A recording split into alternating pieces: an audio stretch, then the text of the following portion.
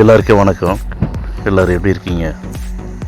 அதாவது தமிழகமே உற்று நோக்கி எதிர்பார்த்துட்டு இருந்த ஒரு உண்மையான தீர்ப்பு இப்போ உச்சநீதிமன்றம் வழங்கியிருக்காங்க.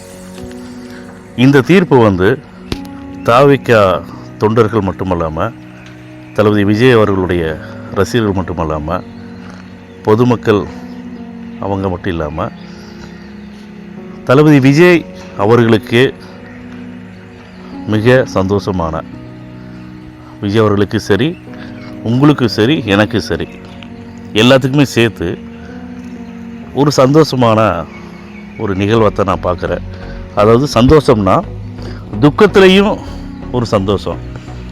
அதாவது தமிழக அரசு ஒரு உயிர் போனதுக்கே சிபிஐ விசாரணை வேணும் அப்படின்னு சொல்லக்கூடிய தமிழக அரசு, நான் என்ன சொல்கிறேன்னா, ஒரு உயிர் அப்படின்னு சொல்லி உதாசீனப்படுத்தலை. ஒரு உயிரே போகக்கூடாது. ஏன்னா உயிரோட மதிப்பு என்னங்கிறது அவங்கவுங்க வாழ்க்கையில், அவங்கவுங்க வீட்டில் உயிர் இறந்துருந்தாங்கன்னா அந்த உயிரோட மதிப்பு அவங்களுக்கு தெரியணும்னு நான் நினைக்கிறேன்.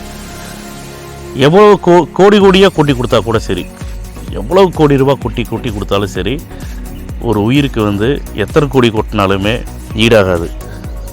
அந்த உயிர் திரும்ப கிடைக்காது நமக்கு.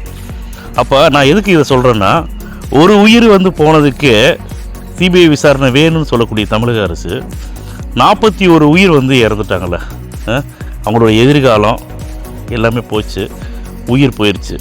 அப்போ 41 பேர் இறந்ததுக்கு ஏன் சிபிஐ விசாரிக்கணும் அப்படின்னு உயர்நீதிமன்றம் உத்தரவு கொடுக்கல. அப்போ உயர்நீதிமன்றம் உத்தரவு கொடுக்கலன்னு சொல்லிட்டு தானே உச்சநீதிமன்றம் இப்போ உத்தரவு கொடுத்துருக்காங்க. அப்போ உயர்நீதிமன்றம் சரியாக இருந்துச்சுன்னா உச்சநீதிமன்றத்துக்கு ஏன் போகிறாங்க? அப்போ ஆளுங்கட்சி யாராக கூட இருக்கட்டும், திமுக இருக்கட்டும், அதிமுக இருக்கட்டும், நம்ம தளபதி விஜய் அவர்களாக கூட இருக்கட்டுமே, வர நாட்களில் அப்படியே கூட நிலைமை மாறக்கூடிய வாய்ப்பு 99% இருக்குன்னு நான் சொல்லலை, பொதுமக்கள் அனைவரும் சொல்கிறாங்க. சரிங்களா? திமுக அதிமுகவுக்கு மாற்றாக ஒரு கட்சி விஜய் அவர்கள் இருக்காங்க. நிச்சயமாக 2026 விஜய் அவர்கள் தான் சிஎம்மாக வருவாங்கன்னு சொல்லிட்டு நான் மட்டும் சொல்லலைங்க, தமிழ்நாட்டில் இருக்கக்கூடிய கிட்டத்தட்ட 70% மக்கள் சொல்லிட்டு இருக்கிறாங்க. இதை நான் ஏன் பதிவு பண்ணுறேன்னு கேட்டிங்கன்னா, உயர்நீதிமன்றம், அதாவது கோர்ட் அப்படிங்கிறது, நீதிமன்றங்கிறது மக்களுக்கு பொதுவானது.